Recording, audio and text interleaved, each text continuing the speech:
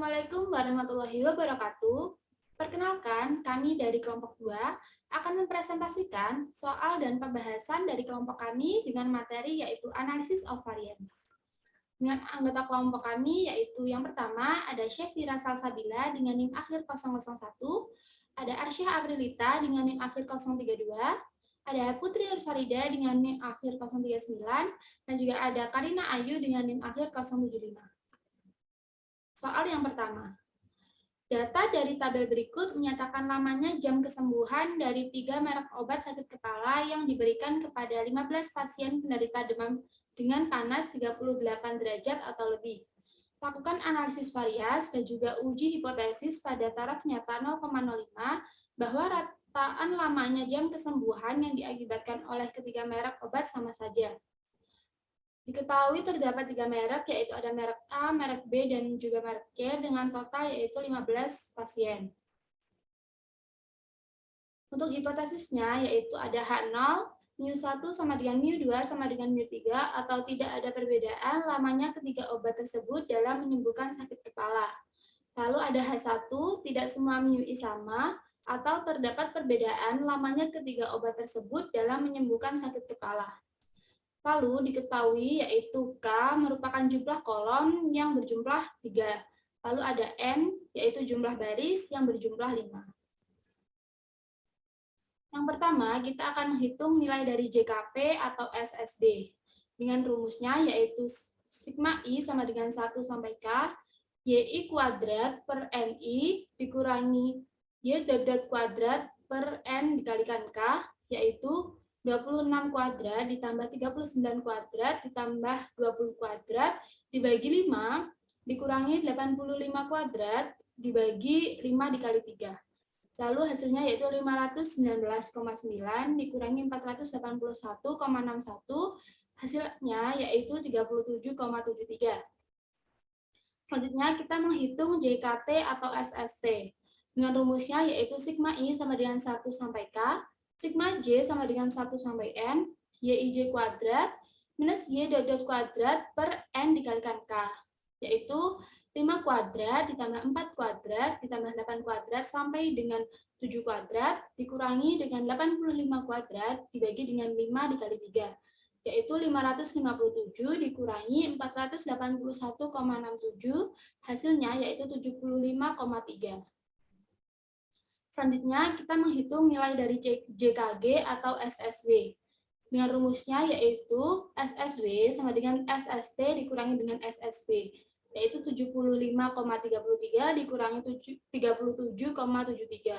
Hasilnya yaitu 37,6. Lalu menghitung nilai dari MSB dengan rumusnya yaitu SSB dibagi K-1, yaitu 37,73 dibagi 3 dikurangi 1, yaitu 18,865. Lalu kita menghitung nilai dari MSW, yaitu SSW dibagi dengan K dikali N-1, yaitu 37,6 dibagi dengan 12, hasilnya yaitu 3,13. Selanjutnya, kita menghitung nilai F statistik, yaitu rumusnya MSB dibagi dengan MSW, yaitu 18,865 dibagi dengan 3,13, hasilnya yaitu 6,27. Dari perhitungan-perhitungan tersebut, dimasukkan ke dalam tabel ANOVA sebagai berikut. Lalu untuk daerah kritisnya, yaitu tolak H0 jika nilai F hitungnya lebih dari F tabel atau F 0,05 K-1 N K, yaitu hasilnya 3,89. Lalu keputusannya yaitu tolak H0 karena nilai F hitung yaitu 6,27 lebih dari F tabel yaitu 3,89. Dan kesimpulannya yaitu terdapat perbedaan lamanya ketiga obat tersebut dalam menyembuhkan sakit kepala. Dari perhitungan-perhitungan tersebut, dari datanya kita sudah menguji asumsi, diantaranya yang pertama ada uji normalitas, diketahui nilai p-value-nya lebih dari alfa, yaitu 0,05, maka kesimpulannya residual berdistribusi normal. Lalu untuk uji homogenitasnya, diketahui nilai p-value-nya yaitu 0,842 lebih dari alfa 0,05, maka kesimpulannya yaitu variansi ketiga merek obat sakit kepala sama atau homogen. Selanjutnya, untuk uji asumsi ketiga yaitu uji independensi, diketahui nilai p-value-nya yaitu 0,057 lebih dari alfa 0,05, maka kesimpulannya yaitu residual ketiga merek obat sakit kepala bersifat acak. Soal yang kedua berasal dari buku Sahu, soal 20.5 nomor 8. Sebuah perusahaan mobil memproduksi dan menjual mobilnya dengan 3 merek yang berbeda. Seorang autoanalis ingin melihat apakah merek mobil yang berbeda tadi memiliki performa yang sama. Seorang analis menguji 20 mobil dari 3 merek yang berbeda dan mencatat jarak tempuh per galonnya seperti yang tertera pada tabel. Apakah data menunjukkan penolakan hipotesis 0 pada tingkat signifikansi 0,05 bahwa jarak tempuh per galon yang dihasilkan oleh 3 merek berbeda adalah sama? Langkah selanjutnya yang dilakukan yaitu merumuskan hipotesis. H0-nya μ1 sama dengan μ2 sama dengan μ3 atau tidak terdapat perbedaan jarak tempuh per galon yang dihasilkan oleh 3 merek mobil yang berbeda. H1-nya tidak semua μi sama atau terdapat perbedaan jarak tempuh per galon yang dihasilkan oleh 3 merek mobil yang berbeda. Selanjutnya yaitu menghitung JKP atau jumlah kuadrat perlakuan atau SSB, sum square between, dengan rumus sigma I sama dengan 1 sampai K YI kuadrat per NI dikurangi Y dot kuadrat per N dikali K sama dengan 251 kuadrat per 8 ditambah 236 kuadrat per 7 ditambah 159 kuadrat per 5 dikurangi 646 kuadrat per 20 sehingga diperoleh nilai SSB sebesar 22,09643. Yang kedua yaitu menghitung jumlah kuadrat total atau SST. SST sama dengan sigma I sama dengan 1 sampai K, sigma J sama dengan 1 sampai N, YIJ kuadrat min Y dot kuadrat per N dikali K sama dengan 32 kuadrat ditambah 29 kuadrat ditambah 32 kuadrat ditambah 25 kuadrat sampai ditambah 37 kuadrat ditambah 32 kuadrat dikurangi 646 kuadrat per 20 sehingga diperoleh nilai SST sebesar 276,2. Yang ketiga yaitu menghitung JKG jumlah kuadrat galat atau SSW dengan rumus SSW sama dengan SST min SSB sama dengan 276,2 dikurangi 22,09643 sama dengan 254,10357.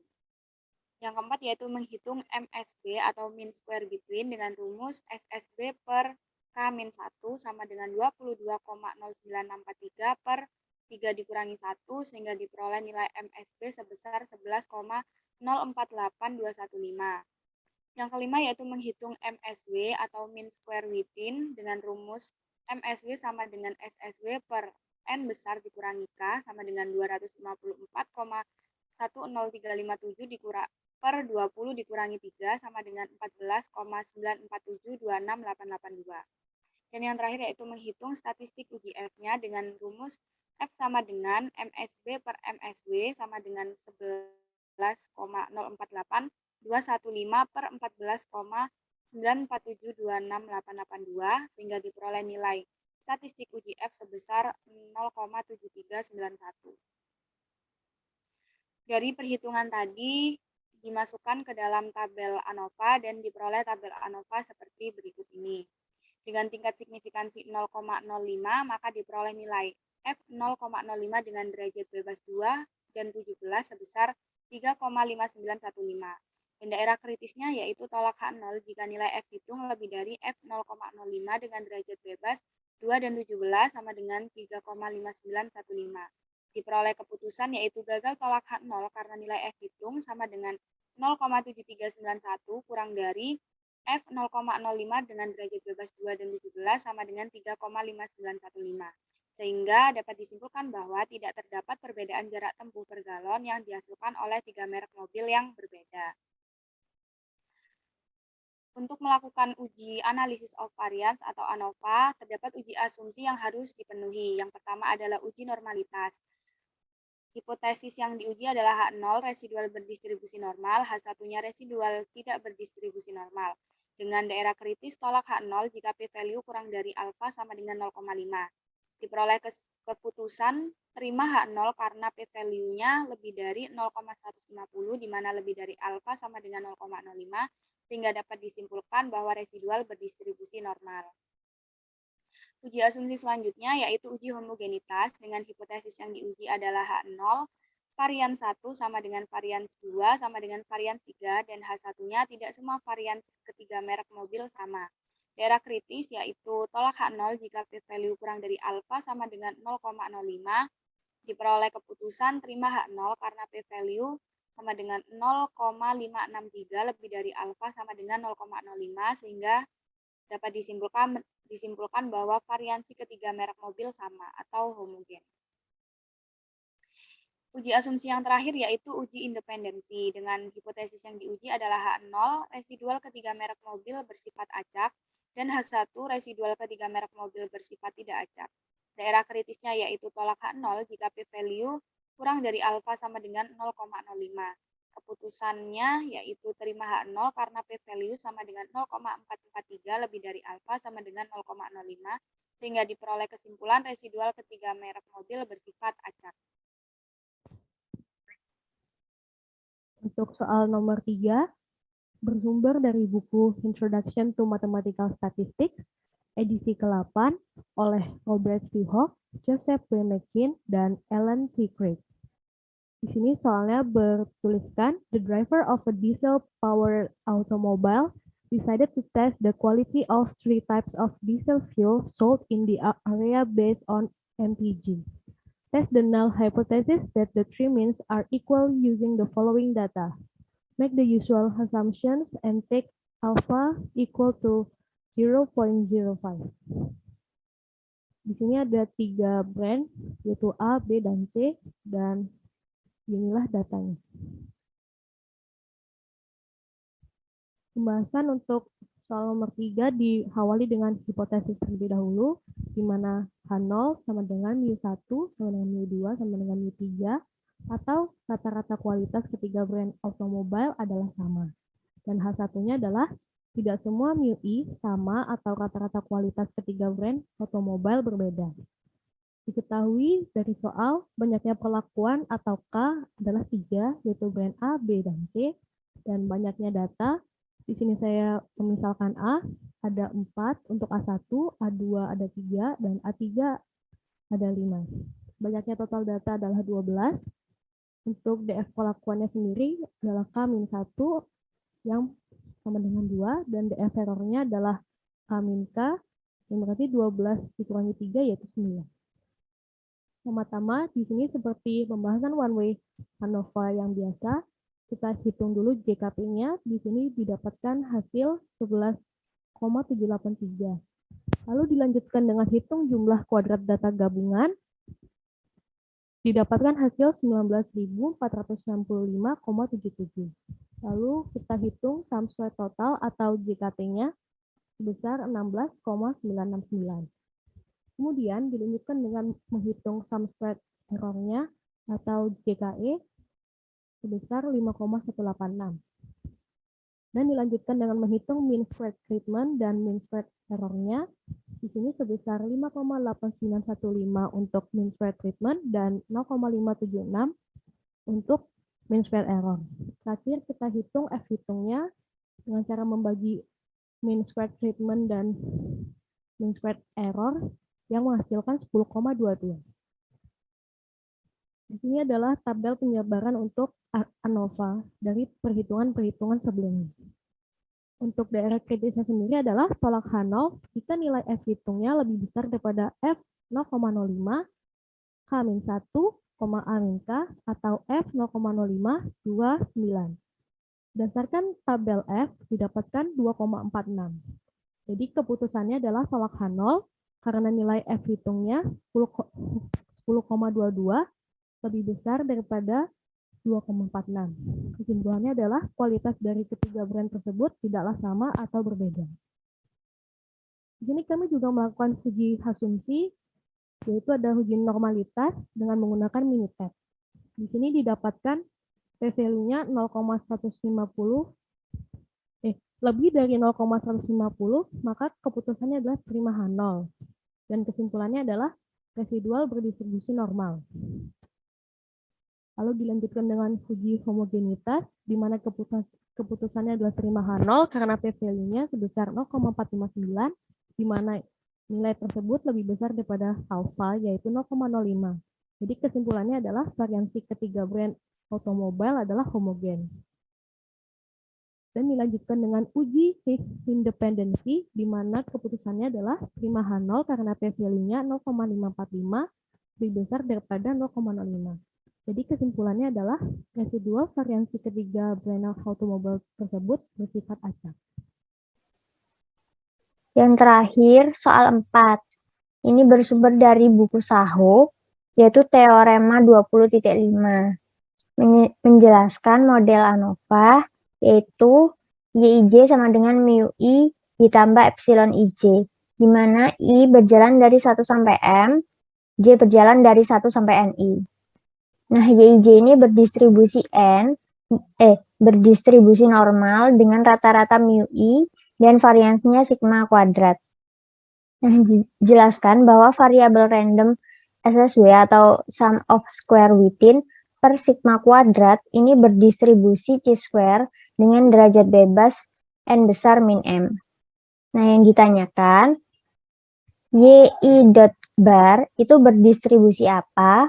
Kemudian B, yang kedua, buktikanlah sum of square within per sigma kuadrat ini berdistribusi chi-square dengan derajat bebas n besar min m. Jika diketahui sum of square within ini sama dengan sigma I sama dengan 1 sampai M, sigma J sama dengan 1 sampai NI, di mana YIJ min YI dot bar dikuadratkan.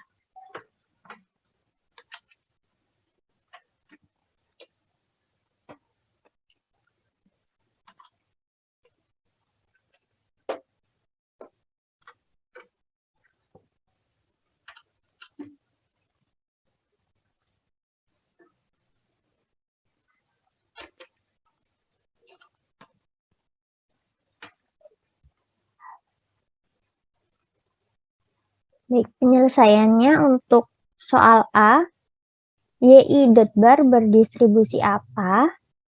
Jadi, menggunakan bantuan ini MGF, menggunakan metode MGF. Jadi, M, YI dot bar T, di mana YI dot bar ini sama dengan 1 per N, sigma J sama dengan 1 sampai N, YIJ. Jadi, M1 per N, sigma J sama dengan 1, sigma J sama dengan 1 sampai N, YIJ, T.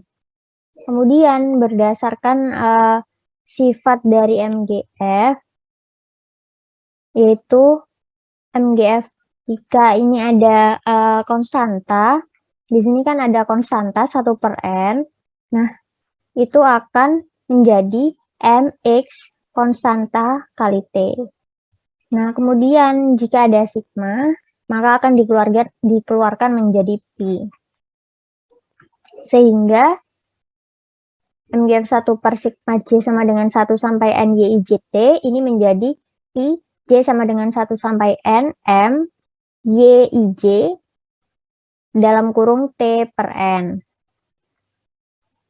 Kemudian, MGF dari distribusi normal, yaitu MXT sama dengan ekspektasi mu T ditambah setengah dikali sigma kuadrat T kuadrat. Dikarenakan T-nya ini T per N, sehingga MGF-nya ekspektasi mu I T per N, dikarenakan di sini ada Pi, jadi N per N 1 habis. Jadi tinggal ekspektasi mu IT ditambah setengah sigma kuadrat T kuadrat per N kuadrat. Dikarenakan di sini ada Pi, sehingga dikalikan N. N-nya tinggal N pangkat 1. Sehingga dapat kami peroleh bahwa YI dot bar itu berdistribusi normal dengan rata-rata mu I dan variansnya sigma kuadrat per N.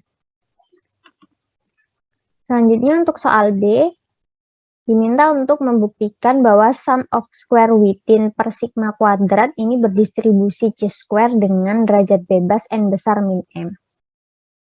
Jadi, yang pertama kita ketahui bahwa sum of square within per sigma kuadrat itu sama dengan sigma i sama dengan 1 sampai m, sigma j sama dengan 1 sampai ni, dan yij min yi dot bar dikuadratkan per sigma kuadrat.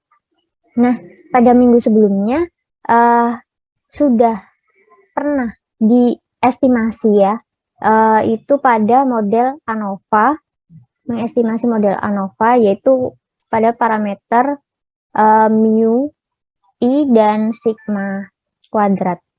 Nah, diperoleh dengan metode maximum likelihood estimator bahwa estimasi dari mu i itu adalah yi dot bar.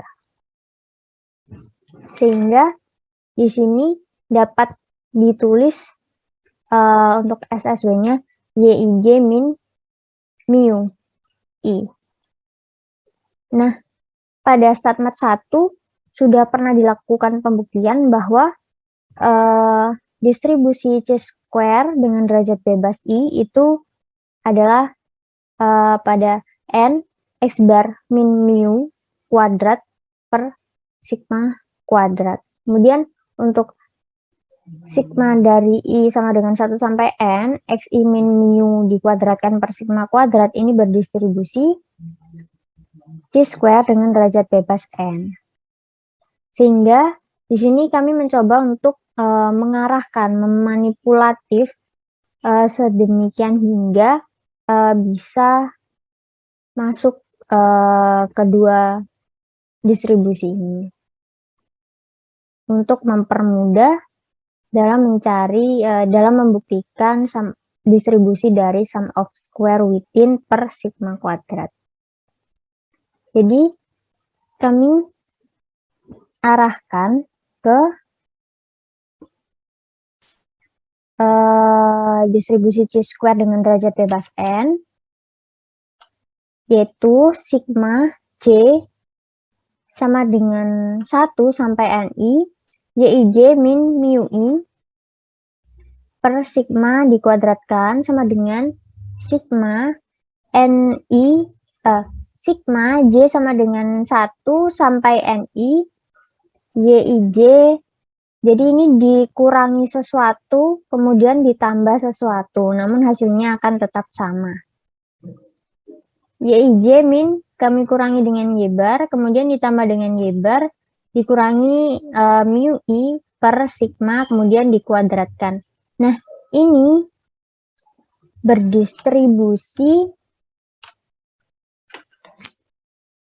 Nah, ini itu berdistribusi chi-square dengan derajat bebas n. Kemudian sama dengan ini bisa di dalam kurungkan, bisa kita kurung dibagi menjadi 2. Jadi sigma j sama dengan 1 sampai ni, yij min y bar per sigma ditambah y bar per mu i per sigma, kemudian dikuadratkan. Nah, setelah dikuadratkan, diperoleh hasil sigma j dari 1 sampai dengan ni, yij min y bar per sigma dikuadratkan, ditambah sigma j sama dengan 1 sampai n, y bar min mu i per sigma dikuadratkan, ditambah 2 kali Y bar min mu I per sigma C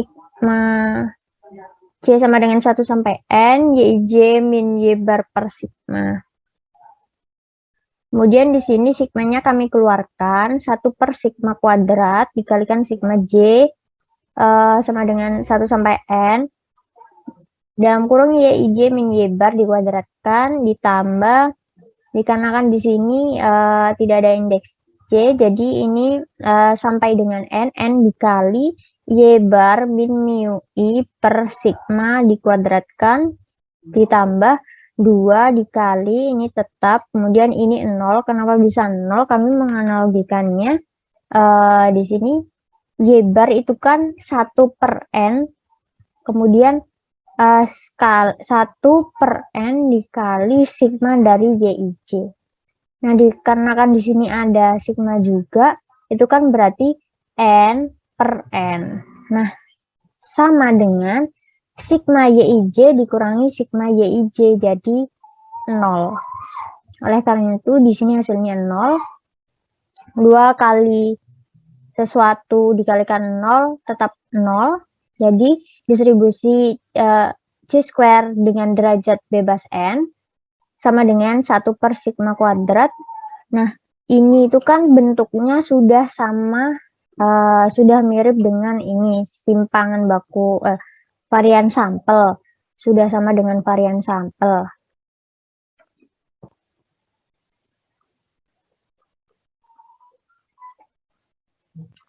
Sehingga,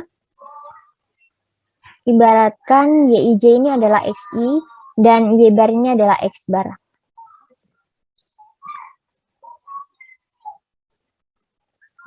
Berarti kan S kuadrat dikalikan N-1. Jadi 1 per sigma kuadrat dikalikan N-1 dikalikan S kuadrat. Ditambah N, ini tetap. Nah, sebelumnya kan sudah pernah dibuktikan pada statistika matematik 1, bahwa N kalikan Y bar min mu I per sigma dikuadratkan itu berdistribusi C² dengan derajat bebas 1. Sehingga di sini C² derajat bebas N sama dengan 1 per sigma kuadrat N-1 dikalikan S kuadrat ditambah C² derajat bebas 1. Nah, sehingga dapat dipindah ruas, 1 per sigma kuadrat dikalikan N-1 kali S kuadrat itu berdistribusi C² derajat bebas N dikurangi C² derajat bebas 1. Jadi, C² derajat bebas N-1. Nah, tadi kan masih ada sigma I sama dengan 1 sampai M. Nah, di sini kita masukkan sum of square within per sigma kuadrat sama dengan, sehingga ini sigma I sama dengan 1 sampai M, sigma J sama dengan 1 sampai N, YIJ dikurangi YI bar dikuadratkan per sigma kuadrat. Tadi diketahui ini sudah diperoleh bahwa ini berdistribusi C² dengan derajat bebas N-1, kemudian dikalikan N. Jadi, sum of square within per sigma kuadrat itu benar dapat terbukti bahwa berdistribusi C² dengan derajat bebas N besar min M. Kenapa di sini berubah jadi N besar? Karena M kali N ini adalah jumlah seluruh datanya ya. M kali N, jadi jumlah seluruh populasinya. Jadi di sini bisa diganti dengan N besar, kemudian kurangi M kali 1, min M. Jadi terbukti bahwa sum of square within per sigma kuadrat berdistribusi C² dengan derajat bebas N besar min M.